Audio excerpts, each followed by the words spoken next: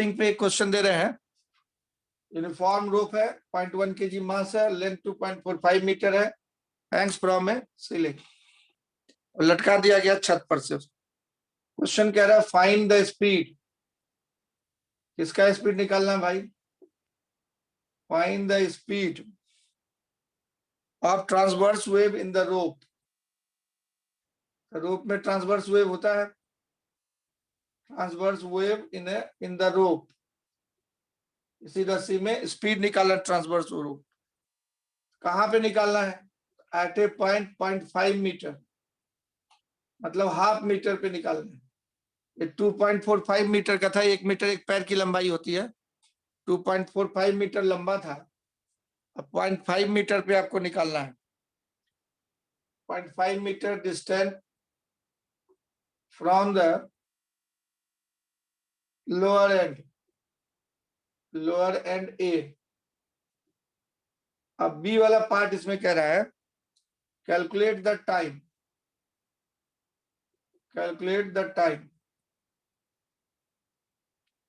taken by the transverse pulse.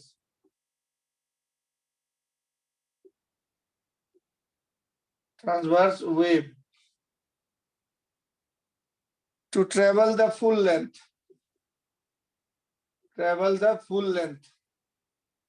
यही question, full length of the rope.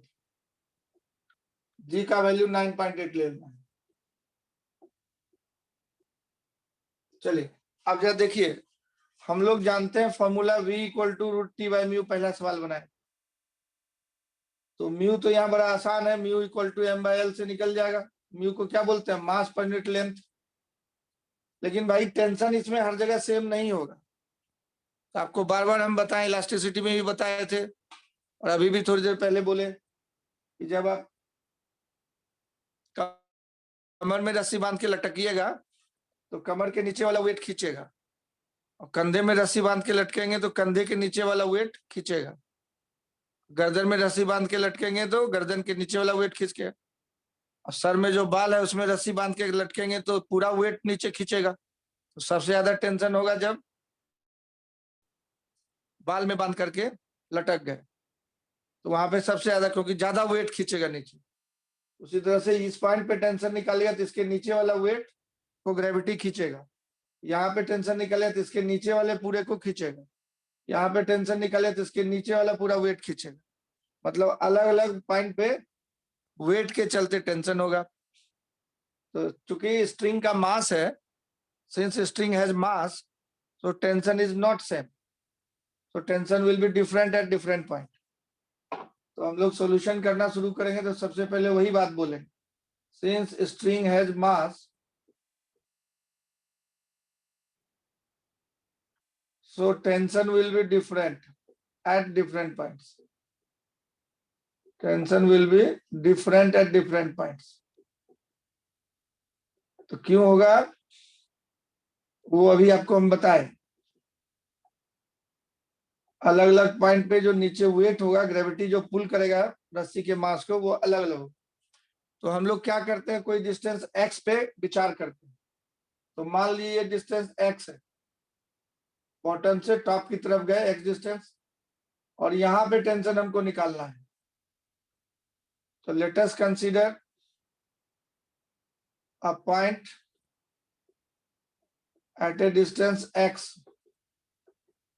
above the bottom of string, x above the bottom of string, x distance पे हम लोग विचार करते हैं।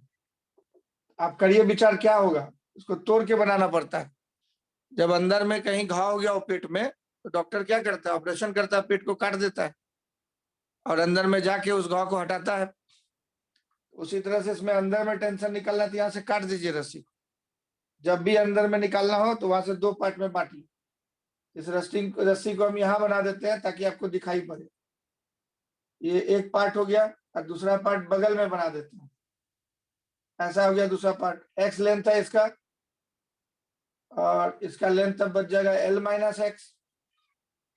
अब इतने का जो वेट है वो नीचे की तरफ खिंचाएगा, तो यहाँ पे टेंशन Tx हो जाएगा। और उसी टीएक्स के चलते यहाँ पे खिंचाएगा। तो ये जो पोर्शन है, ये वाला पोर्शन, इतने का वेट जो है हम लोग को दिखाना होगा। तो इतने का वेट क्या होगा? तो मास पर यूनिट लेंथ म्यू को बोलते हैं। तो एल लेंथ है, एम मास है, तो मास पर लेंथ म्यू हो गया। इसका लेंथ कितना था? एक्स। तो म्यू इंटू एक्स इसका मास हो गया इस वाले रस्सी का, और इंटू जी इसका वेट हो गया। अब ये इक्विलिब्रियम में है, रेस्ट में है, तो एट इक्विलिब्रियम न्यूटन्स लॉ लगा दीजिए। ऊपर वाला फोर्स इक्वल टू नीचे वाला फोर्स, तो म्यू इंटू एक्स इंटू जी हो गया।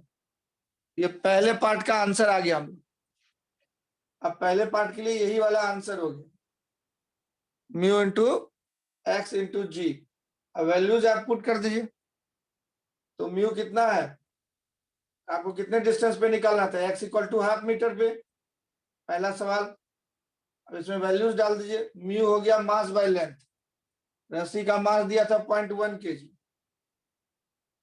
और ये दिया हुआ है लेंथ, पूरा लेंथ दिया 2.45 मीटर। रस्सी का मास दिया है, रस्सी का मास दिया आपको 0.1 kg, और लेंथ दिया है 2.45 मीटर SI यूनिट में। तो म्यू निकल गया। और आपको कितने दूरी पे निकलना था? हाफ मीटर पे, तो हाफ से मल्टीप्लाई कर दी। और जी का वैल्यू 9.8, तो 9.8 हो गया जी का वैल्यू। अब 2.45 को अगर हम लोग 4 से मल्टीप्लाई करते हैं तो ये 9.8 आ जाता है। 2.45 को 4 से मल्टीप्लाई करते हैं तो 9.8 आ जाता है। तो 4 से कट जाएगा, 2 से 4 कट जाएगा, तो 0.2 न्यूटन आएगा। तो हाफ मीटर पे टेंशन हो गया 0.2 न्यूटन। अब देखिए 2.45 को मल्टीप्लाई किया तो आता है कि नहीं आता है?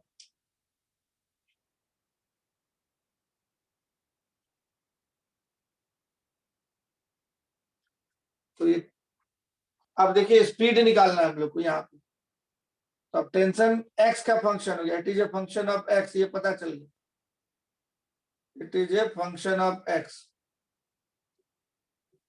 एक्स डिस्टेंस पे टेंशन आपको मालूम होगी।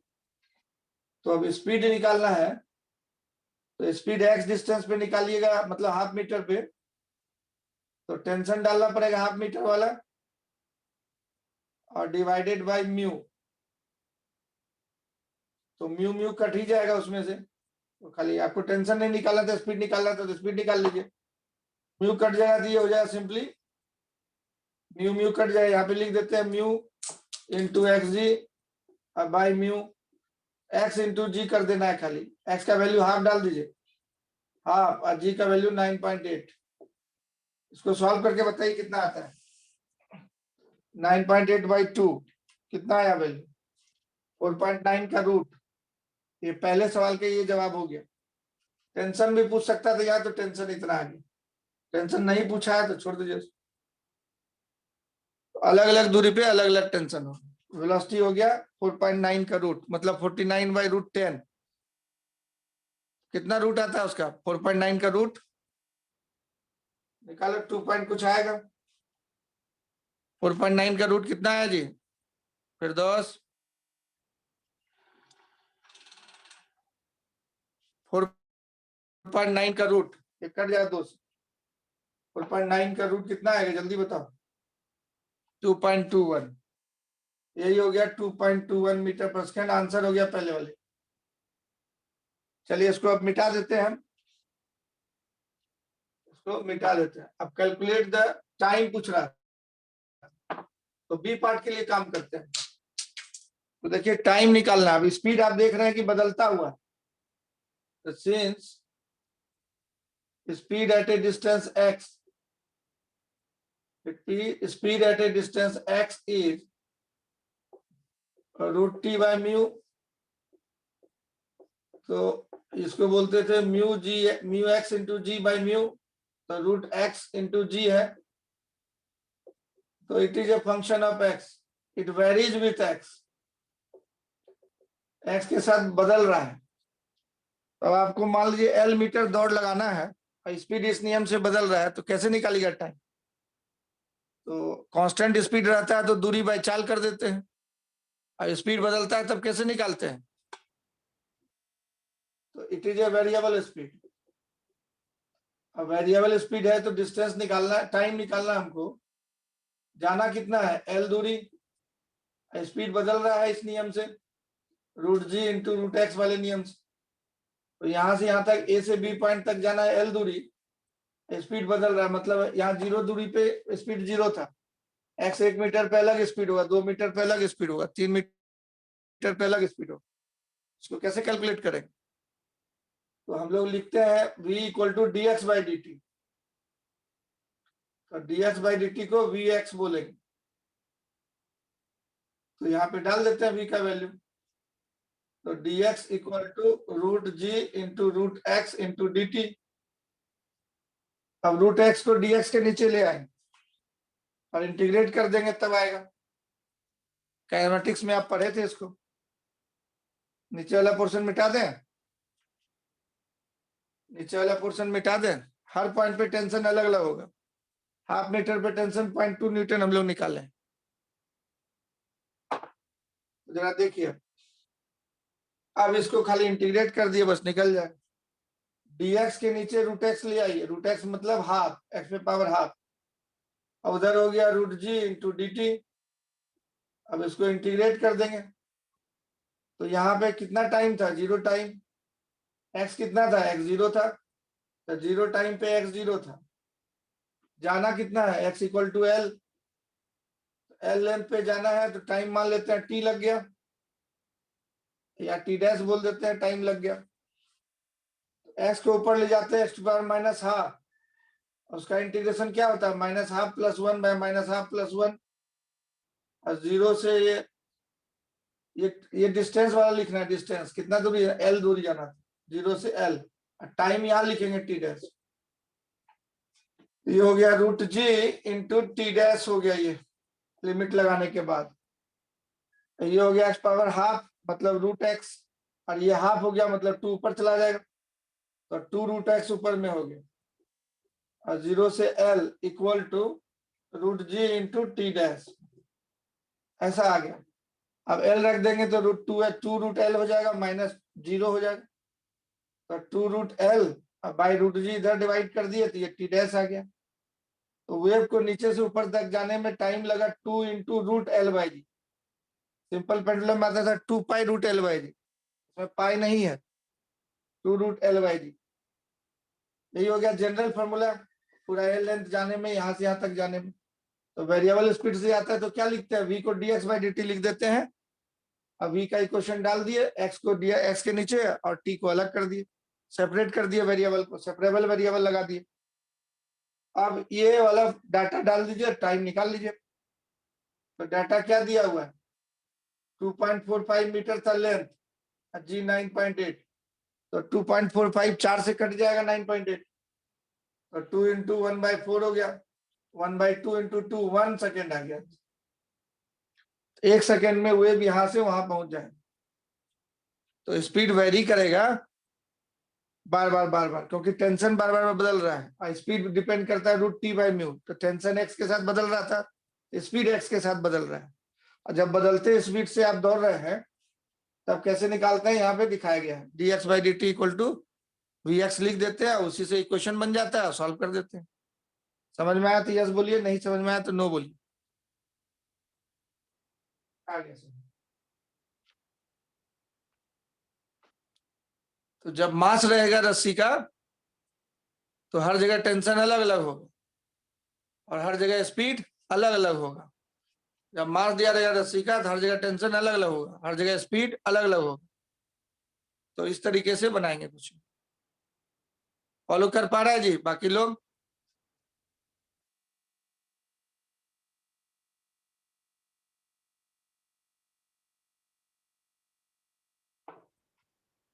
अब आपको अपने कॉमन सेंस से चेक करते रहना है कि भाई कब जो है नेग्लेक्ट करना है मास रस्सी का, कब नहीं नेग्लेक्ट करना।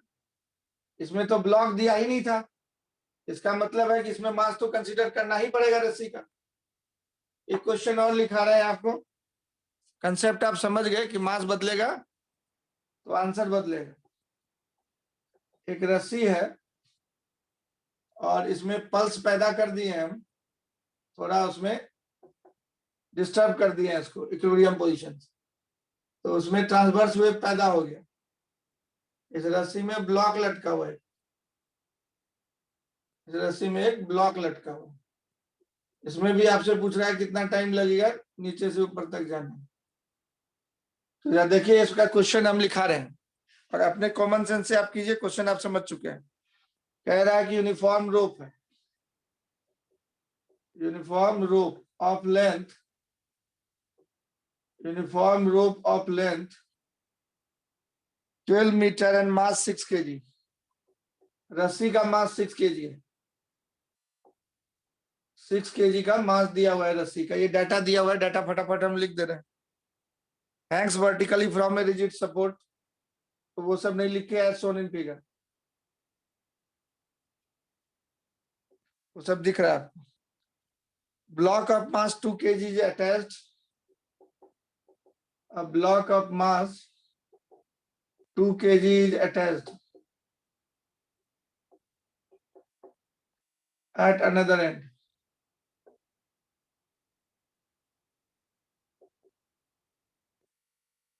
एक एंड फिक्स्ड है और दूसरे एंड पे लगा दिए गए। अब क्वेश्चन कर रहा है ट्रांसवर्स पल्स, ट्रांसवर्स पल्स, इसका वेवलेंथ दिया हुआ है, of wavelength, transverse pulse of wavelength 0.06 metre is produced at the lower end, at the, यही लोअर एंड है, bottom,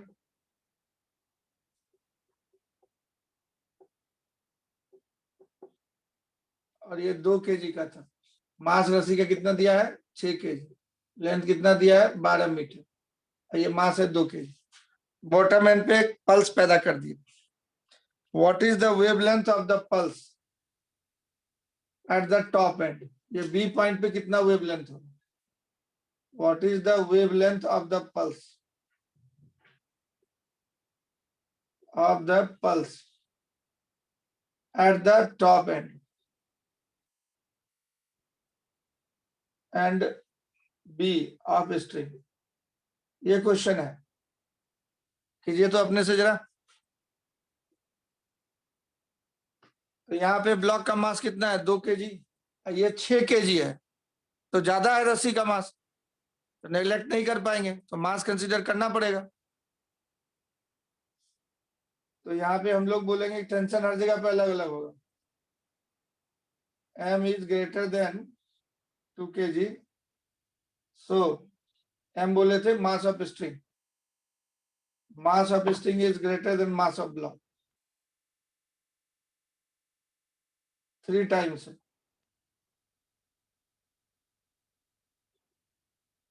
So tension at different points are different, at different points are different, different point of string are different। तो मान लीजिए कि भाई ये bottom point पे tension मान लेते हैं कि टीए है, तो लेट बॉटम पॉइंट पे हम लोग निकालते हैं, तो बॉटम पॉइंट पे टेंशन हो गया टीए, और टॉप पॉइंट पे हम लोग टेंशन मान लेते हैं टीबी, अलग अलग हो गया टेंशन। तो वेलोसिटी का फॉर्मूला निकालेंगे हम लोग, ए पॉइंट पे अलग वेलोसिटी होगा, तो रूट टेंशन वहां का जितना है divided by mu, mass per unit length तो सेम रहेगा m/l।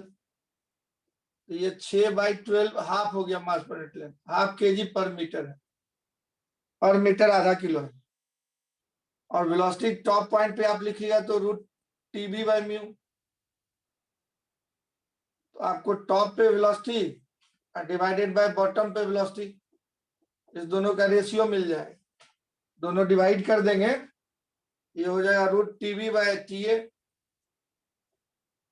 Tension at B by tension at A.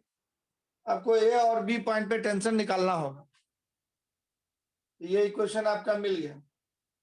अब किसी भी वेव के लिए आप फ्रीक्वेंसी और वेवलेंथ के टर्म में फॉर्मूला लिखते हैं, वेलोसिटी ऑफ वेव को बोलते थे frequency into wavelength.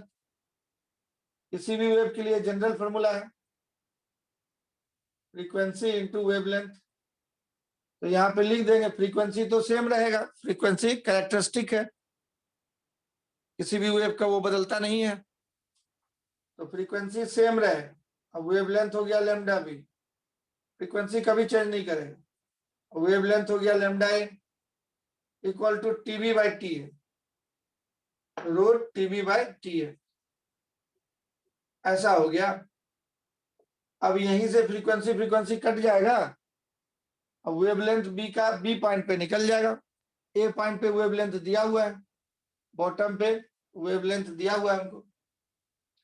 A transverse pulse of wavelength 0.606 metre produced at the bottom बोला था, इसका मतलब लैम्डा ए दे दिया है 0.06 मीटर, तो लैम्डा भी निकल जाए, एफ एफ कट जाए, तो क्या हो गया lambda B equal to lambda A into root tension at B by tension at A. अब चलिए टेंशन एट बी और टेंशन एट ए निकाल ही लेते हैं हम लोग। तो जरा देखिए, फोकस कीजिए फोटो पे, जो डायग्राम दिया हुआ है उस पर फोकस कीजिए। अब यहाँ पे समझिए रस्सी बांध के फांसी लटका है, तो वहां पे तो 2 kg का ब्लॉक खाली लटका हुआ है, 2 इंटू जी, और टेंशन यहाँ पे बॉटम पे टीए हो जाएगा, ऐसे तोड़ के बना लिए। और जब टॉप पॉइंट पे निकालेंगे तो पूरा का पूरा रस्सी लटका हुआ है, यहाँ से लेके यहाँ तक, यहाँ से लेके यहाँ तक पूरा रस्सी था। तो बी पॉइंट पे टेंशन जब आप निकालेंगे, इसका वेट जो पूरे रस्सी का है 6 kg इंटू जी 6g, पूरा वेट लटकेगा नीचे, वेट ऑफ स्ट्रिंग। यहाँ पे टेंशन टीए है जो वो भी रहेगा। ऐसे फ्री बॉडी डायग्राम बना ली, ये ब्लॉक का अलग, यहीं से ब्लॉक को अलग कर दिए, इस पॉइंट से ब्लॉक अलग रस्सी अलग बना दी। तो टीए निकल गया आपका 2g न्यूटन, और टीबी क्या हो जाएगा 6g प्लस टीए। इस वाले फोटो को देखिए, रेस्ट में ही है, ऊपर वाला फोर्स इक्वल टू नीचे वाला force, 6g plus TA, TA था 2g, तो 8g हो गया। तो इसका मतलब अब आपको टेंशन देख लिए, टीबी पे ज्यादा था पूरा रस्सी का भार, अब प्लस ब्लॉक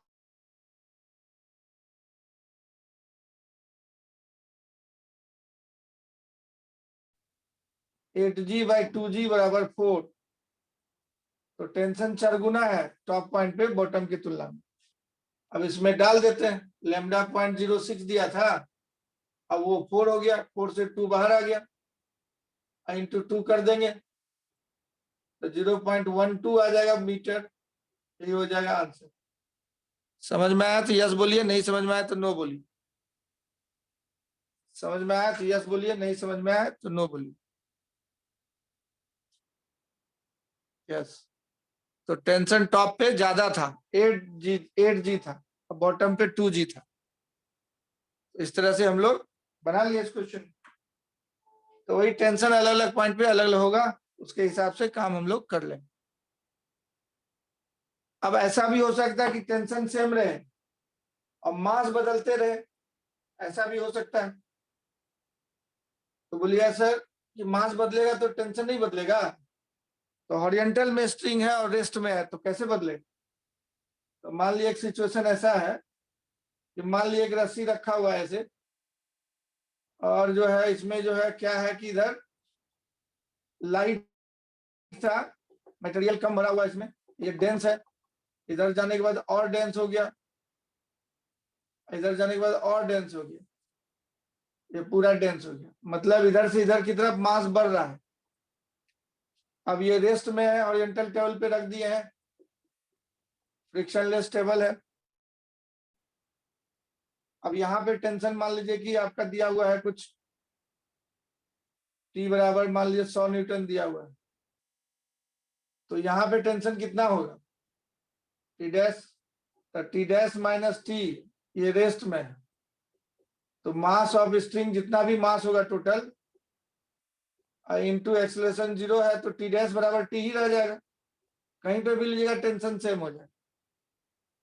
तो रेस्ट में अगर ये स्ट्रिंग, तो हर जगह टेंशन एक्सेलरेशन नहीं कर रहा है, तो टी डैश बराबर टी हो जाएगा। तो आप समझ रहे हैं कि टेंशन सेम है लेकिन मास अलग अलग है। तो मास कैसे अलग है भाई? तो इस तरह से क्वेश्चन एक दिया हुआ कि एक स्ट्रिंग है रेस्ट में है और टेंशन इसमें 100 न्यूटन है और मास पर यूनिट लेंथ बदल रहा है, मास पर यूनिट लेंथ बदल रहा है, ये गिवन है आपको, मास पर यूनिट लेंथ बदल रहा है। x इक्वल टू 0 ये है, x दूरी पे जो मास पर यूनिट लेंथ है वो दिया हुआ है आपको mu naught plus alpha x, ये नियम से बदल रहा है। मतलब x 0 डालिएगा तो यहाँ पे mass per unit length mu naught है, x 1 डालिएगा तो mu naught plus alpha, x equal to L डालिएगा तो यहाँ पे मास पर यूनिट लेंथ ज्यादा ज्यादा घना हो गया, ऐसे बदल रहा है। और टेंशन दिया हुआ है गिवन है हर जगह 100 न्यूटन है, तो टेंशन हर जगह 100 ही रह जाएगा। अब वेलोसिटी का वेव का फॉर्मूला होता था रूट टी बाई म्यू, तो ये तो हमेशा सेम रहेगा, म्यू वेरिएबल है, ये वेरिएबल है, तो v बदलेगा, v इसमें बदलेगा वेव का वेलोसिटी। तो यहां से यहां तक जाने में कितना टाइम लगेगा यही सवाल है। ए पॉइंट से बी पॉइंट तक अगर इसमें पल्स पैदा कर दें हम लोग, ये टेंशन इन स्ट्रिंग था इतना, तो ए से बी तक जाने में कितना टाइम लगे ये आपसे क्वेश्चन पूछा जाए। अब कुछ डाटा हम दे देते हैं, म्यू नॉट का वैल्यू आपको दिया हुआ है, मान लीजिए एक डाटा दे देते हैं ताकि आप कैलकुलेट भी कर लीजिए तो अच्छा रहेगा। तो म्यू नॉट का वैल्यू हम दे दिए 10⁻², मतलब 1/100 kg पर मीटर, 1 kg है और 100 मीटर लेंथ है। म्यू नॉट मान लीजिए दिया हुआ, अल्फा भी दिया हुआ है 9 × 10⁻³ kg metre square, kg per metre square उसका यूनिट होगा, ऐसा दिया हुआ है। और टेंशन 100 न्यूटन दिया हुआ है, लेंथ ऑफ स्ट्रिंग 10 मीटर दिया हुआ है, एल दिया हुआ है 10 मीटर, ठीक है, ऐसा हो गया 10 मीटर लेंथ ऑफ स्ट्रिंग दिया हुआ है। तो क्वेश्चन क्या है, find the time taken by the pulse to travel from lighter end x equal to 0 to the heavier end, ये हेवियर एंड है, यहाँ पे मास पर यूनिट लेंथ ज्यादा है, यहाँ लाइटर एंड है, मास पर यूनिट लेंथ कम है, ये दिया हुआ है आपको मास पर यूनिट लेंथ इस तरह से दिया हुआ है, यही सवाल हो गया। लैंग्वेज हम नहीं लिखे हैं, डाटा लिख दिया सर। समझ गए आप क्या है कि रस्सी में 100 न्यूटन का टेंशन दोनों तरफ से पकड़ के खींचे हुए होगा कोई, और थोड़ा जर्क दे दिया, तो time taken by the transverse pulse to travel from A point to B point, मतलब एल लेंथ कवर करना है, 10 मीटर कवर करना है, कितना टाइम लगेगा। तो भाई जनरल तरीका बोलेंगे हम लोग सोल्यूशन, यहाँ पे वेलोसिटी ऑफ पल्स हर एक पॉइंट पे अलग अलग होगा क्योंकि मास अलग अलग है। तो velocity of pulse at a distance x, at a distance x वो हो जाएगा vx equal to root T by mu. तो म्यू दिया हुआ है म्यू नॉट प्लस, यहाँ पे x डिस्टेंस पे म्यू दिया है mu naught plus alpha x, ऐसा हो जाएगा। अब x बढ़ेगा तो वेलोसिटी घटेगा, तो जितना ज्यादा हेवियर होगा उतना ज्यादा जो है, इसको डिवाइड किए ज्यादा से तो ये टेंशन फिक्स्ड है, ये वैल्यू कम आते जाए तो वेलोसिटी घटते जाएगा। इस नियम के हिसाब से रस्सी में वेलोसिटी घटते जाएगा। तो हम लोग क्या करेंगे, अब इसको v को लिख देंगे dx/dt, यहाँ टेंशन नहीं बदल रहा है, मास पर यूनिट लेंथ बदल रहा है, mu naught plus alpha x. अब टेंशन तो कांस्टेंट था 10 था, चाहे तो वैल्यू आप डाल सकते हैं या ऐसा ही रहने दीजिए, अभी बाद में कर लेंगे। तो ये पूरा dx वाला टर्म इसको बोल सकते हैं root T divided by root mu naught plus alpha x, x वाले को उधर ले आए और टाइम वाले को इधर ले आए, तो mu naught plus alpha x को बोलेंगे mu naught plus alpha x to the power half into d x equal to root T into d t, ऐसे लिख दिए। अब इंटीग्रेट कर देते हैं इसको दोनों तरफ, इंटीग्रेटिंग बोथ साइड्स, दोनों तरफ इंटीग्रेट कर देते, ये हो गया integration of mu naught plus alpha x to the power half. ये लिनियर इक्वेशन है, x to the power n जैसे इंटीग्रेट करते थे उसी तरीके से इंटीग्रेट करेंगे, एक्स पावर अंदर में 1 है तो लिनियर है, एक्स पावर ए प्लस बी एक्स का टू द पावर एन का इंटीग्रेशन क्या होता था, ए प्लस बी एक्स पे पावर एन का इंटीग्रेशन क्या होता था, जैसे एक्स टू पावर एन का करते थे उसी तरीके से। a प्लस बी एक्स पे power n plus one by n plus one, और साथ में x के बगल में b है तो b से डिवाइड कर देते हैं, यही फॉर्मूला होता है। इसी फॉर्मूले से इसको बना लेंगे into d x, root T constant है, बाहर हो जाए डी टी। तो भाई यहाँ पे मान लिया टाइम 0 सेकेंड है, यहां तक पहुंचने में मान लिया टाइम t लग गया, तो ये 0 से t कर दिया इंटीग्रेट, और ये x इक्वल टू 0 था, जाना कितना दूर है, l लेंथ जाना है, x इक्वल टू l हो गया। अब इसका इंटीग्रेशन क्या हो जाएगा, इस फॉर्मूला में बैठा दीजिए, हाफ में एक जोड़ दिया 3/2, हाफ प्लस वन 3/2 और डिवाइडेड बाई 3/2, और साथ में लिमिट लगाना बाकी है 0 से l equal to root T into t, बस हो गया आंसर। टी निकल गया, अब खाली वैल्यू डालना है। टी निकल चुका है, अब लेबर वाला काम बचा है, कैलकुलेशन वाला, वो तो कोई भी कर ले, तो काम खत्म हो गया है। नोट कर लीजिए इसको पहले, जल्दी से कैलकुलेट कर लेते हैं वैल्यू। अब खाली कैलकुलेशन बचा है, इंटीग्रेशन भी हो चुका है, लिमिट डालना है खाली, एक बार एल एक बार 0, और वैल्यूज डाल के कैलकुलेट कर देना है। ये समझ में आया कहानी कि टेंशन सेम है लेकिन मास पर यूनिट लेंथ बदल रहा है। Tension same everywhere, oriental string रहने से ऐसा हो जाए।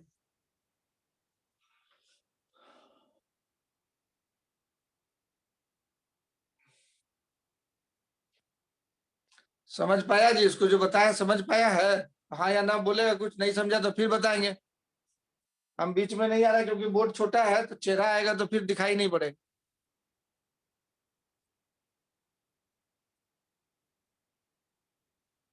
तो इंटीग्रेट कर दो जल्दी से, अब इंटीग्रेट कर दो, वैल्यूज डाल दो, बस खत्म हो जाए कहानी। तो क्या होगा इसमें, इंटीग्रेट तो हो चुका है, खाली एल डाल देंगे, 2/3 ऊपर चला जाए, एल डाल दोगे तो mu naught plus alpha L बन जाएगा टू दी पावर 3/2, और 0 डाल दोगे तो खाली म्यू नॉट बच जाएगा, एक्स की जगह पे 0 डाल देंगे तो 0 हो गया, खत्म, mu naught to the power 3/2, यही हो गया। और डिवाइडेड बाई एक्स के बगल में अल्फा था, अल्फा से भी डिवाइड करना होगा, तो वो अल्फा छूट गया यहाँ, तो अल्फा भी डिवाइड कर देते, और उधर वाला जो रूट टी था, ये रूट टी उससे डिवाइड करना होगा, वो साथ में बाद में डिवाइड कर देंगे। अब टाइम का फाइनल फॉर्मूला हो गया तुम्हारा 2/3 alpha into root T into mu naught plus alpha L पे पावर 3/2 माइनस म्यू नॉट पे पावर 3/2। अब डाटा सिंपल दिया हो, यहाँ पे दिया हो, ऐसा पुट करके तुम कैलकुलेट कर लो, आंसर निकालो। ये सब तुम्हारे लिए छोड़ देते हैं, ये सब कैलकुलेट कर देना, बहुत सिंपल है। डाटा ऐसा दिया कि आराम से हो जाए, जैसे ये 10⁻² है, अल्फा 9 × 10⁻³ है, इंटू 10 है, तो 10 से मल्टीप्लाई कर देंगे, ये भी 10⁻² हो जाएगा, ये भी 10⁻² हो जाएगा, तो 10 × 10⁻² हो जाएगा, 10 × 10⁻², तो उसकी पावर 3/2 करके निकाल लेंगे उसका वैल्यू। और यहाँ मी नॉट का वैल्यू डाला हुआ है 1/100 10⁻² है, ये बच जाएगा 10⁻3, उसमें वैल्यू डाल देंगे, और ये 100 था तो 100 का रूट 10 आ जाएगा, कैलकुलेट कर सकता है तुम आराम से। तो हम दूसरे क्वेश्चन की तरफ चलते हैं, इसको कैलकुलेट करना है, ये डाटा डाल के कैलकुलेट कर लेना, तो तुम्हारा आंसर आ जाएगा। तो ये टाइम हो गया। इस तरह से स्ट्रिंग में मास बदले तो कैसे निकालते हैं, वेलोसिटी ऑफ वेव कितना टाइम लगेगा, वो समझ में आ गया होगा तुम। अब चलो हम थोड़ा सा वेलोसिटी ऑफ साउंड वेव भी यहीं पे बता देते थे, तो साउंड वेव के बारे में भी बता देते हैं, जरा सा देख लो, वेलोसिटी को एक जगह कर देते हैं, इसके बाद हम लोग सुपरपोजिशन ऑफ वेव पढ़ने वाले हैं। तो साउंड वेव जरा सा लिख लो, और उसका वेलोसिटी यहीं पे बता देते हैं, तो साथ साथ कर लेंगे बाकी काम। ये वेव इन ए स्ट्रिंग था, साउंड वेव एयर में होगा, तो क्या बोलते हैं साउंड वेव के बारे में, it is A longitudinal mechanical wave, medium चाहिए इसके लिए, It requires material medium to travel. और ऑडिएबल साउंड जो होता है जिसको तुम सुन सकते हो, उसका फ्रीक्वेंसी कहां से कहां तक होता है? 20 hertz to 20 kilo hertz, 20,000 hertz, 20 kilo hertz.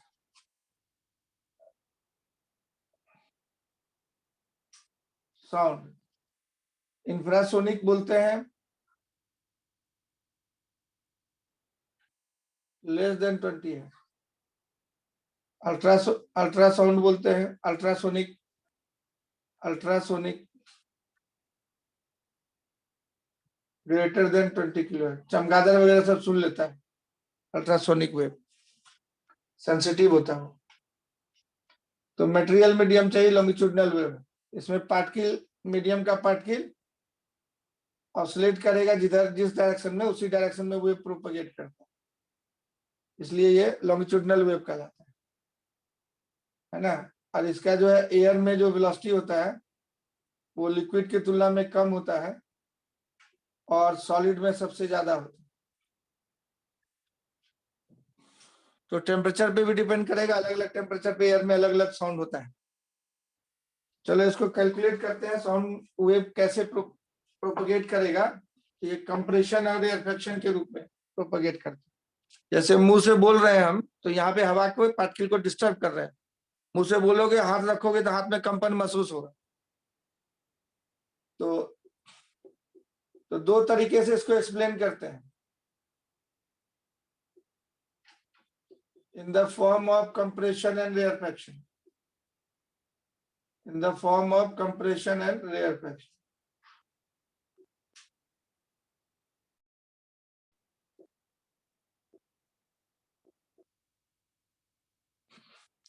तो compression means more pressure, rarefaction means less pressure.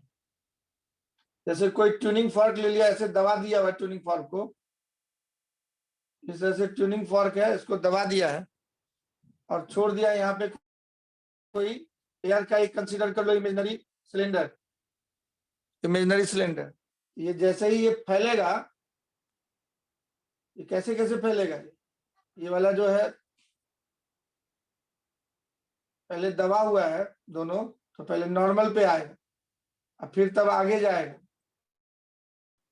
और फिर इधर से लौटेगा वापस, फिर नॉर्मल होगा, फिर इधर की तरफ दबेगा।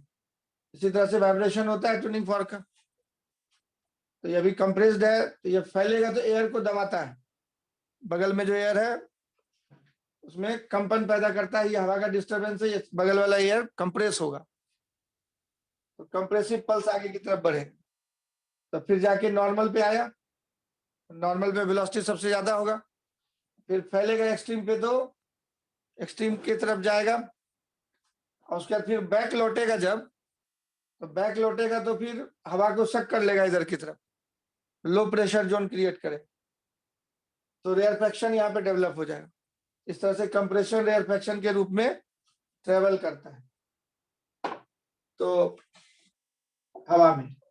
तो compression means maximum pressure, compression means maximum pressure, and rarefaction means minimum.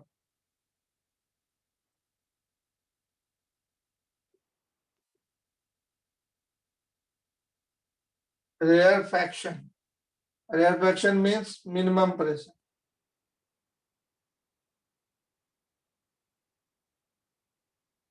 तो प्रेशर वेव की तरह मान करके एक्सप्लेन कर सकते हैं, और ये भी बोल सकते हैं कि ये पार्टिकल जो है, हवा का पार्टिकल, मान लो ए तक जाएगा, -a से +a के बीच में जा रहा है, ये x0 है, तो तुम इसको डिस्प्लेसमेंट की तरफ भी बोल सकते हो। तो यहाँ पे डिस्प्लेसमेंट 0, यहाँ पे पार्टिकल है, उस डिस्प्लेसमेंट को s बोलते हैं, यहाँ पे पार्टिकल है, उस डिस्प्लेसमेंट को s बोलते हैं। तो ये डिस्प्लेसमेंट जो है पार्टिकल का s हुआ, तो डिस्प्लेसमेंट वेव की तरह एक्सप्लेन कर सकते हैं। The sound wave can be explained on the basis of displacement of vibrating particle from mean position. Sound wave can be explained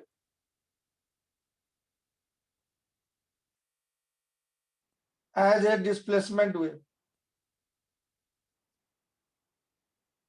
Displacement of the vibrating particle from mean position. और pressure wave maximum और minimum pressure के रूप में चलता है। इस दोनों तरीके से एक्सप्लेन करते हैं। तो सबसे पहले हम लोग जानेंगे डिस्प्लेसमेंट वेव प्रेशर वेव में क्या रिश्ता है, और तब साउंड वेव का वेलोसिटी निकालेंगे। तो चलिए आज देखते हैं डिस्प्लेसमेंट और प्रेशर वेव में क्या रिश्ता है साउंड को एक्सप्लेन करने के लिए डिस्प्लेसमेंट वेव या प्रेशर वेव का यूज किया जाता है। सिंपल हार्मोनिक डिस्प्लेसमेंट और प्रेशर वेव। तो मान लीजिए, तो relation between displacement and pressure wave निकालते हैं।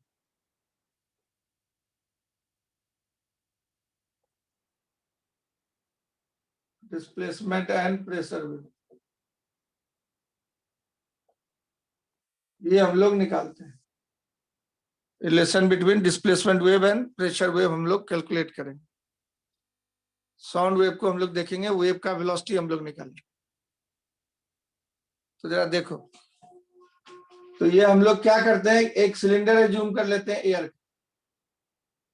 जैसे फ्लूइड मैकेनिक्स में सिलेंडर ऑफ फ्लूइड लेता था, तो उसी तरह से ये गैस हो चाहे एयर हो, उसका फ्लूइड है, उसका एक सिलेंडर इमेजिन किया, और कहीं से भी आप पोजीशन मेजर कर शुरू किए, पोजीशन मेजर कर। मान लीजिए यहाँ पे रेफरेंस एक्सिस बनाए, इसको x इक्वल टू 0 पोजिशन बोलते, this position is x equal to 0, इसको पोजीशन वर्ड यूज करते हैं। अब इसमें से एयर का जो लेयर है x पोजीशन पे, यहाँ वाला लेयर पे हम लोग विचार करेंगे। इस पोजीशन पे जो लेयर है उस पे हम लोग विचार करेंगे। x पोजीशन पे जो एयर का लेयर है उस पे हम लोग विचार करेंगे। और x plus delta x position पे जो एयर है उस पे विचार करेंगे। तो ये हो गया पोजीशन x, ये हो गया x प्लस डेल्टा x। ये पोजीशन है, इसके लिए वर्ड यूज करेंगे पोजीशन, इसके लिए वर्ड यूज करेंगे पोजीशन। इस पे हम लोग विचार करते हैं।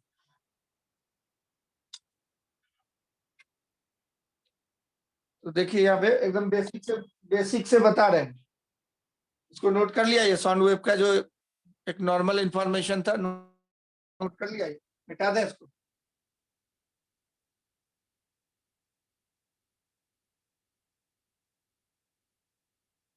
यस,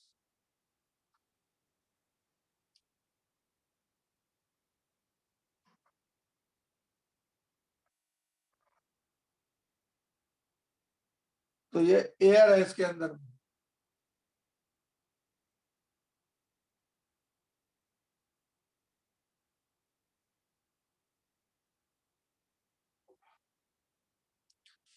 तो क्रॉस सेक्शन एरिया यहाँ पे डिस्प्लेसमेंट एस लिखते हैं, क्रॉस सेक्शन एरिया को एस नहीं लिखेंगे।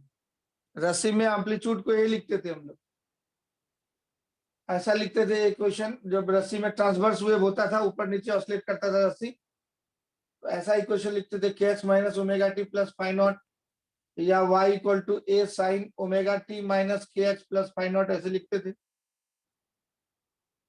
यहाँ पे हम लोग साउंड केस में y की जगह पे s लिखेंगे और a की जगह पे एस नॉट लिखेंगे, sign omega t minus k x plus phi not लिखेंगे अगर डिस्प्लेसमेंट वेव मानना होगा। अगर प्रेशर वेव मानना पड़ेगा तो एक्सेस प्रेशर, जितना नॉर्मल प्रेशर अभी हवा का है, मुंह से बोल करके जो एक्स्ट्रा प्रेशर उसमें बढ़ाए, वो एक्स्ट्रा प्रेशर जो इंक्रीज इन प्रेशर है वो किसी टाइम टी पे पी है, उसका maximum value P naught, sine omega t minus k x plus phi not, ऐसा लिखेंगे। तो जब देखिए यहाँ पे तो एरिया ऑफ क्रॉस सेक्शन को एस नहीं लिख सकते, एस डिस्प्लेसमेंट के लिए यूज कर रहे हैं। यहाँ एरिया को ए नहीं लिख सकते क्योंकि ए एम्पलीट्यूड के लिए यूज करते थे, इसलिए वहां एरिया को एस लिख दिए थे हम लोग। यहाँ पे एरिया को ए लिख देंगे, कि जो एरिया ऑफ क्रॉस सेक्शन है इसका नाम ए लिख देते हैं, area of cross section of cylinder of air, है ना, area of cross section of cylinder of air. अब क्या है कि पहले आप डिस्टरबेंस पैदा कीजिएगा साउंड प्रोड्यूस करने के लिए, उससे क्या हुआ, यहाँ का लेयर पे जो है प्रेशर डेवलप होगा, एक्स्ट्रा प्रेशर जो आपने डेवलप किया एक्स्ट्रा, उस एक्स्ट्रा प्रेशर को किसी टाइम टी पे पी बोलते हैं, और उसका मैक्सिमम वैल्यू पी नॉट बोल दिए। तो यहाँ पे मैक्सिमम वैल्यू को पी नॉट अगर बोल देते हैं तो प्रेशर वेव को बोल सकते हैं P equal to P naught sine omega t minus k x, ऐसे आप बोल सकते हैं। तो let us suppose excess pressure at position x and time t is p। Excess pressure को p मान लें। उस एक्सेस प्रेशर के चलते ड्यू टू दिस इस लेयर का नाम m दे देते हैं, mn लेयर पे विचार कर रहे हैं। तो पहले लिख दीजिए late us consider mn layer of fluid,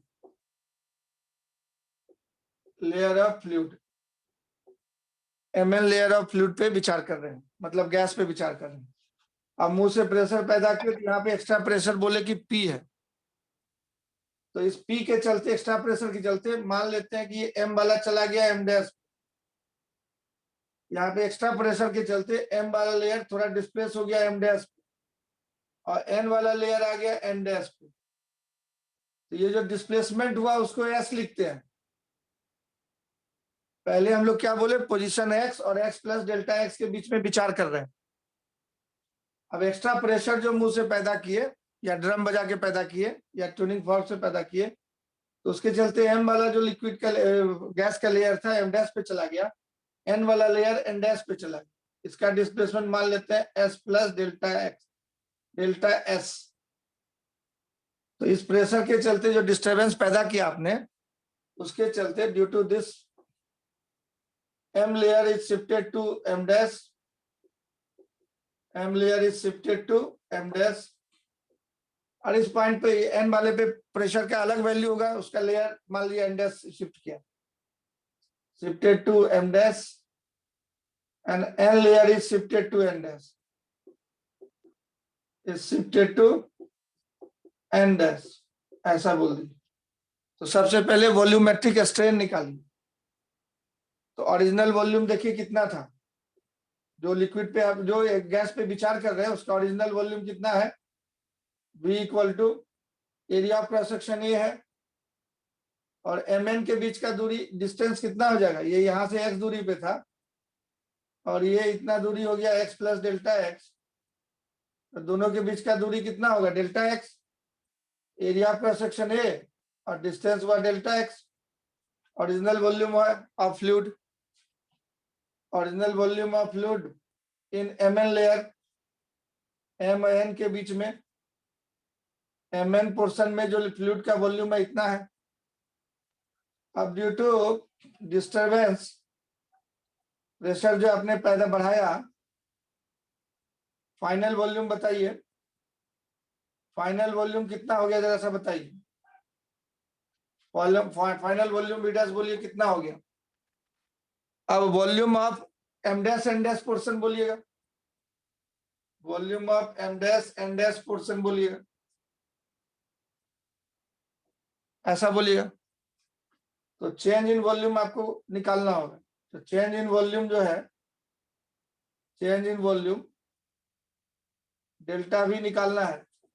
तो volume of M dash N dash portion minus volume of MN portion, यही करेंगे।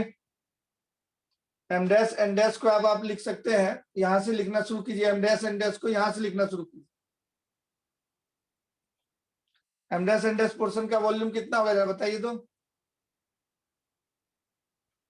ये लेंथ हो जाएगा आपका x प्लस डेल्टा s और ये लेंथ हो जाएगा x plus delta x plus s plus delta x, अब दोनों घटा दीजिएगा तो कितना बचेगा बोलो। M डैश N डैश का वॉल्यूम निकालो ना जी, कितना आएगा। तो यहीं से ऑरिजिन मान रहा है ना, तो यहां तक का दूरी ले लो, x प्लस s कर देगा, और फिर यहां से लेके यहां तक का दूरी ले लो, ये में ये जोड़ देगा और दोनों घटा देगा, तो इसका जो है डिस्टेंस आ जाएगा, एरिया से गुना कर देगा, वॉल्यूम आ जाएगा। तो delta x plus delta s आ गया था, या इसी को घटाओ, इसी को घटाओ, देखो कितना आता है चेंज इन वॉल्यूम। और फोटो देख के घटा के मेरे को बता, तुम लोग अपने कॉमन सेंस से, सिंपल है। फोटो देख के इस दोनों को घटाओ, वॉल्यूम कितना बचता है हमको बताओ। M dash N dash portion दिख रहा है तुमको, डिस्टेंस सब लिखा हुआ है, ये displacement.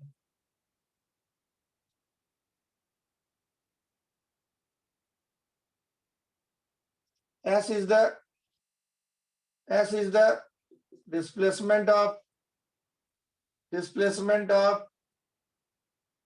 displacement of m layer, and s plus delta s is the displacement of n layer. Displacement of n layer.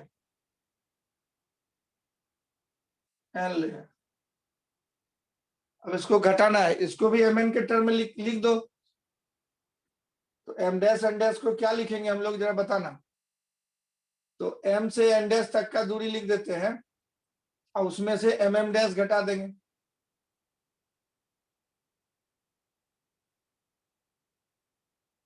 m dash n dash को हम लोग को लिखना है, तो मान लो इसको लिख दिए m n dash minus mm dash कर देते हैं, ऐसा लिख सकते हैं इसको। अब इसको लिखो पूरा mn डैश को तोड़ के लिखो, volume of mn, volume of mn लिख दो, mn तक पहुंच गया, फिर nn डैश लिख दो, वॉल्यूम ऑफ nn डैश लिख दो, minus volume of mm dash लिख दो, अब माइनस वॉल्यूम ऑफ mn लिख दो। mn वाला पार्ट कट जाएगा, कॉमन वाला, तो nn डैश का वॉल्यूम और mm डैश का वॉल्यूम यही बचेगा, है ना। तो कितना बचा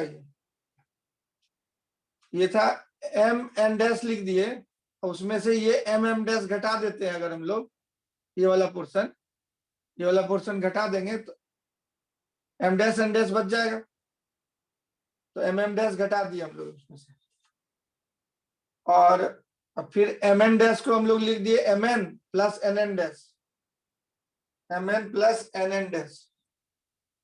अब माइनस वाला वो बच गया, अब माइनस वाला ये बच गया, वो कट गया, nn डैश हो गया आपका प्लस वाला, और mm डैश हो गया। तो फाइनली ये बचा, यहाँ पे लिखते हैं, जगह नहीं है, तो वॉल्यूम ऑफ देखिए nn डैश बचा, अब माइनस mm डैश बचा, ये वाला बचा। अब तो ये आप निकाल सकते हैं ना फोटो से, एरिया इंटू डिस्टेंस। तो निकालिए कितना बचा, जरा बताइए। nn डैश क्या हो जाएगा, area into S plus delta x, और ये क्या हो जाएगा, एरिया इंटू एस, तो कट जाएगा। यहाँ तक नोट कर लिया, तो जगह नहीं मेरे पास, फिर जल्दी से नोट करो, तो फिर ओके लिखो, आगे बढ़े। यहाँ तक समझ में आया तुमको कि नहीं आया?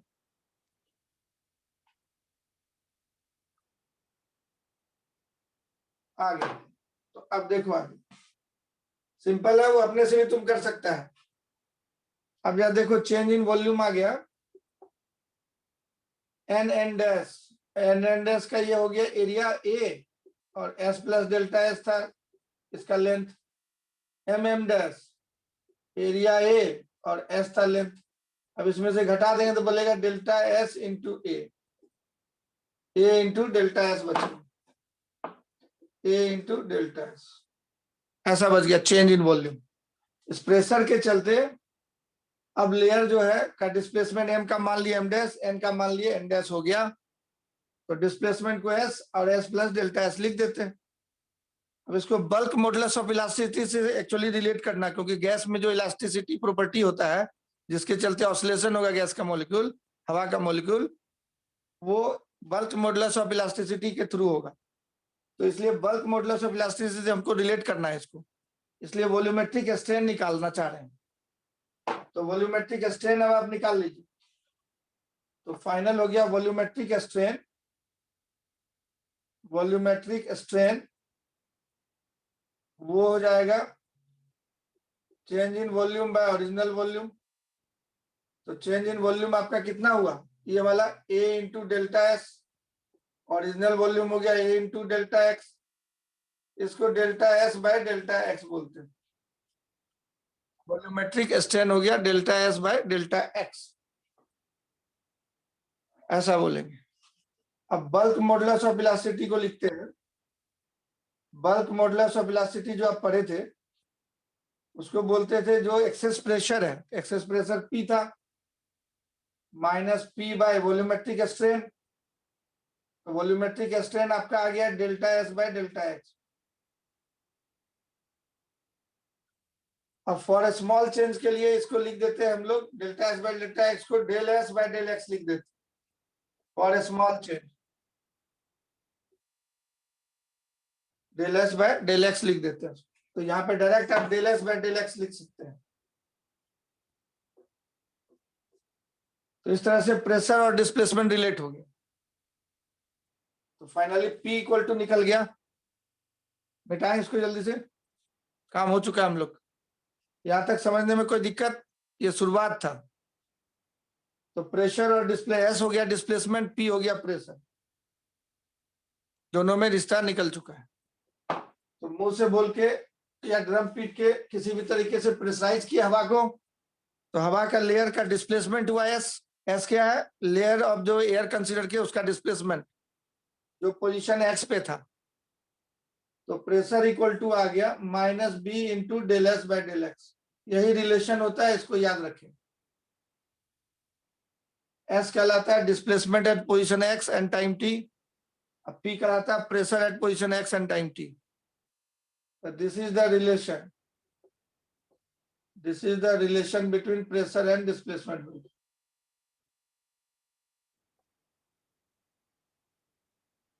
प्रेशर एंड डिस्प्लेसमेंट में डिस्प्लेसमेंट लॉन्गिट्यूडिनल वे,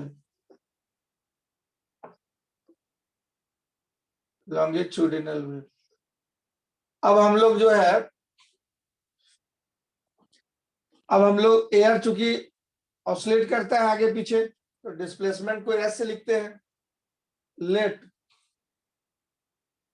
longitudinal sound wave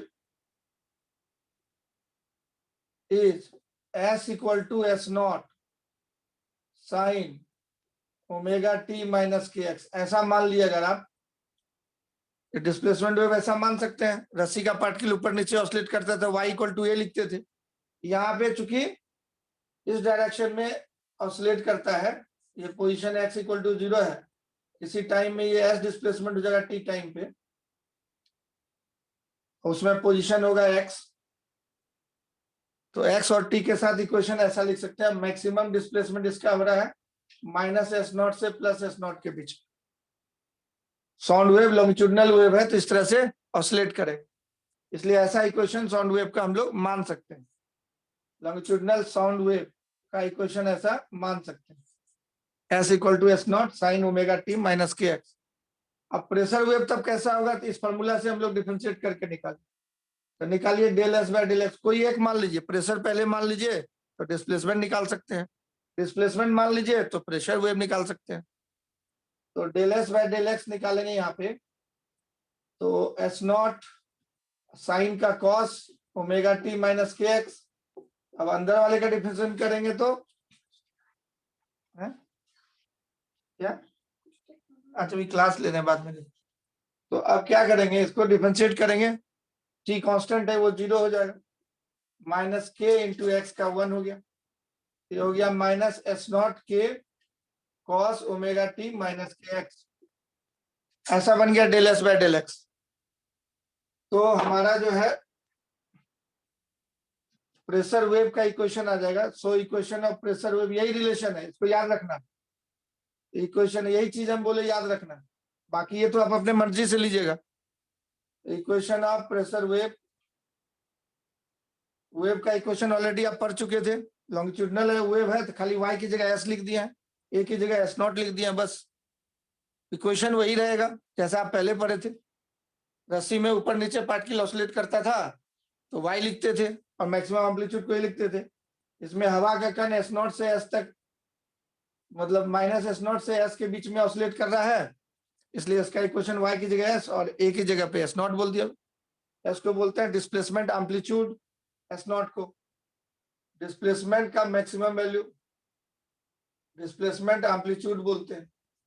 तो इक्वेशन वैसा ही रहेगा। तो the equation of pressure wave is, इस फॉर्मूले से बोलेंगे P equal to minus B into del S by del x, ये वाला डाल दीजिए, तो minus S naught into k into cos omega t minus k. तो ये माइनस माइनस प्लस हो गया, तो ये हो गया बकस बी के एस नॉट, विकास भी बोल सकते हैं, ये बकस हो गया कॉस ओमेगा टी माइनस के। अब ये साइन में था तो ये कॉस में आ गया, ये भी बात नोट करने लायक है। कॉस का मैक्सिमम वैल्यू 1 होता है, तो ये प्रेशर एम्पलीट्यूड का है, इसको तब हम लोग लिख देते हैं P equal to P naught cos omega t minus k x, ऐसा लिख देते हैं। तो P नॉट क्या है? प्रेशर एम्पलीट्यूड, मतलब प्रेशर का मैक्सिमम वैल्यू।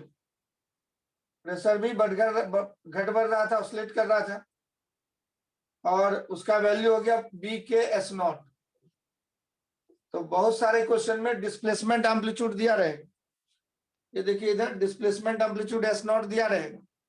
अब बोलेगा प्रेशर एम्पलीट्यूड बताओ, तो जो पढ़ने लिखने वाला स्टूडेंट है, जिसको सही में पढ़ना लिखना है, वो इस फॉर्मूले को याद रखता है।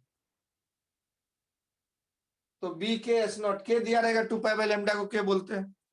अब B bulk modulus of elasticity अपना, एस नॉट मैक्सिमम डिस्प्लेसमेंट, उसको डिस्प्लेसमेंट एम्पलीट्यूड बोलते हैं, वो दिया रहता है क्वेश्चन, सब लिखा रहेगा क्वेश्चन में, और क्वेश्चन में लिखा रहेगा, आपको देख के खाली फॉर्मूला पुट करना है। तो प्रेशर लगता है विकास टाइप का फॉर्मूला आ गया है, प्रेशर एम्पलीट्यूड और डिस्प्लेसमेंट एम्पलीट्यूड में रिश्ता है ना, p naught equal to B K into S naught, p naught equal to B K into S naught, p naught equal to B K into S naught, इसमें रिश्ता है। तो उस रिश्ते को याद रखते हैं, और उस पर ऑब्जेक्टिव क्वेश्चन आता है नीट में और इंजीनियरिंग में, जेई मेन में पूछता है। स्कूल में ये सब नहीं पूछे, स्कूल का मास्टर सब चर्चा नहीं करता, स्कूल के लिए जरूरी नहीं है। स्कूल मान लिया आप पास कर भी जाएगा तो कौन सा बड़ा बात हो जाएगा, गांव देहात में भी सब पास करता है, नॉन स्कूलिंग में जो है वो भी पास करेगा, तो बहुत बड़ी बात नहीं हो जाएगी 11th अगर आप पास कर जाएगा स्कूल में।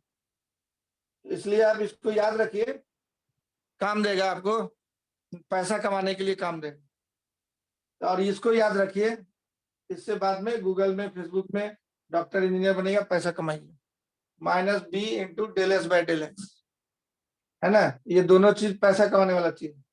और डिस्प्लेसमेंट वेव का इक्वेशन देखिए कैसे लिए है। और एक चीज और गौर करने वाला है कि प्रेशर और डिस्प्लेसमेंट वाले में फेज में डिफरेंस है।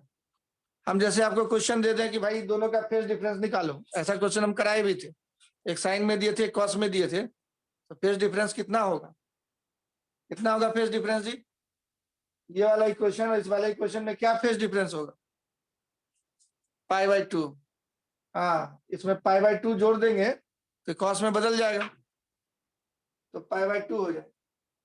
तो जरा देखो इधर, तो हम लोग इस P को लिख सकते हैं P equal to P naught और sine omega t minus k x plus π/2 कर दें तो 90 प्लस थीटा को कॉस थीटा बोलते हैं, तो यही चीज रह जाएगा। और एस का इक्वेशन आ गया एस नॉट, दोनों को साइन के टर्म में अगर लिखें, इस बात का ख्याल रखना है कि डिस्प्लेसमेंट वेव और प्रेशर वेव में फेज का डिफरेंस, ये वाला पूरा एंगल फेज कहलाता है, ये भी फेज कहलाया, दोनों का डिफरेंस करेंगे तो π/2 आएगा। ये बड़े से नोट में लिख देंगे क्या, phase difference between pressure wave, pressure sound wave and displacement sound wave is, pressure मान के आप उसको एक्सप्लेन कर सकते हैं और डिस्प्लेसमेंट मान के एक्सप्लेन कर सकते हैं। इसलिए जहां नोड बनता है प्रेशर वेव में, वहां एंटी नोड बनाएंगे। अब प्रेशर वेव में जहां एंटी नोड बनेगा वहां डिस्प्लेसमेंट वेव मान के बनाएंगे तो वहां नोड बनेगा। तो pressure difference between, phase difference between pressure wave and displacement wave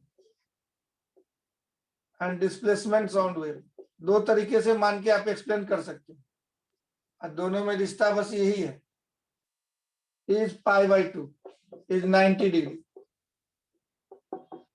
ये बहुत काम का चीज है।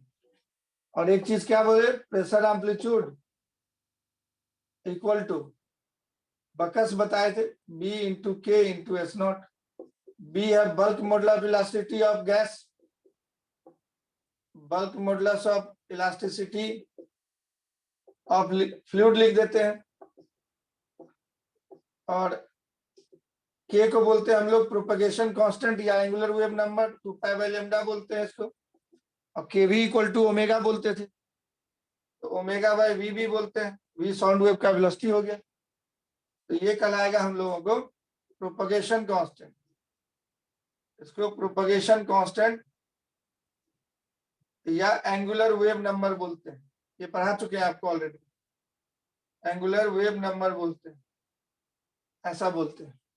और एस नॉट को क्या बोलते हैं, डिस्प्लेसमेंट एम्पलीट्यूड, डिस्प्लेसमेंट जो पार्टिकल ऑसिलेट कर रहा था एयर का, उसका डिस्प्लेसमेंट मीन पोजीशन से मैक्सिमम इतना होगा, इसी के बीच में एयर का पार्टिकल ऑसिलेट करे, दाहिने साइड में 0 से जाएगा एस नॉट, बाएं साइड में जाएगा 0 से एस नॉट, डिस्प्लेसमेंट एम्पलीट्यूड कहलाए। और पी नॉट है हमारा प्रेशर एम्पलीट्यूड, पी नॉट है प्रेशर एम्पलीट्यूड, 0 प्रेशर से पी नॉट तक मैक्सिमम जाएगा दाएं साइड, अब बाएं साइड माइनस पी नॉट तक, ये कहलाता है प्रेशर एम्पलीट्यूड। तो प्रेशर भी बदलते रहेगा 0 से लेके पी नॉट के बीच में, मतलब ये 0 प्रेशर है से पी नॉट प्रेशर पे गया इधर, माइनस पी नॉट, डिस्प्लेसमेंट को बताएगा तो ये 0 डिस्प्लेसमेंट है, एस नॉट तक गया इधर, माइनस एस नॉट तक, हवा का पार्टिकल ऐसे ऑसिलेट करेगा, प्रेशर बढ़ेगा घटेगा, नोट कर लीजिए।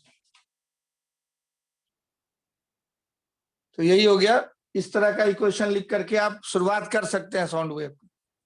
तो अगला काम हमको वेलोसिटी ऑफ साउंड वेव निकालना, इसी से निकलेगा फंडामेंटल, जल्दी नोट कीजिए, जल्दी नोट कर लीजिए, नोट करके ओके लिखिए। ये मेन चीज हो गया, इतनी सारी बातों को आपको याद रखना है, एक जगह लिख दिए।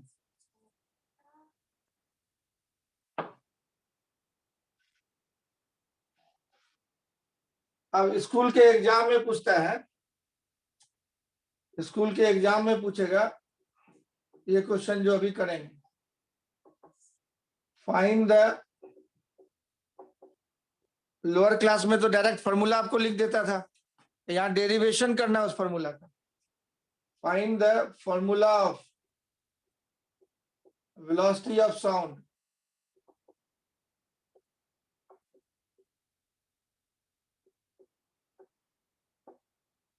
इन ए गैस, या जनरल बोले तो फ्लूइड, इन ए गैस लिख लीजिए, यही निकालना है। तो ये फॉर्मूला हम लोग को निकालना है।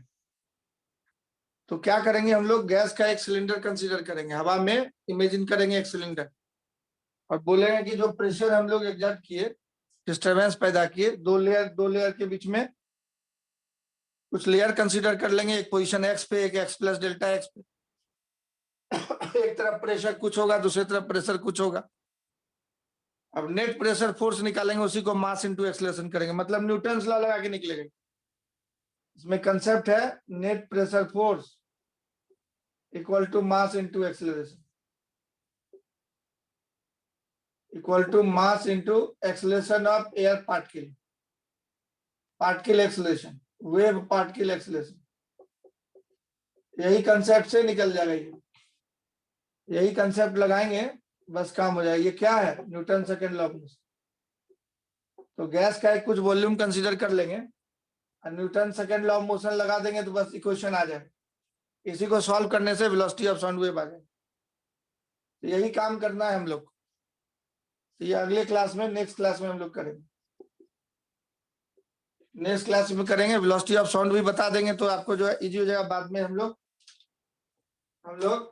फिर बाद में हम लोग जो है सुपरपोजिशन ऑफ वेव पढ़ेंगे, तो उसमें चाहे साउंड वेव रहे और चाहे रस्सी वाला वेव रहे, तो दोनों साथ साथ पढ़ लेंगे हम लोग, इजी हो जाएगा। तो चलिए इस वेलोसिटी को हम लोग निकालेंगे नेक्स्ट क्लास, नोट कर लीजिए, ठीक है, नेक्स्ट क्लास में निकालें। 1 मिनट रुकना, जरा स्क्रीनशॉट लेते हैं।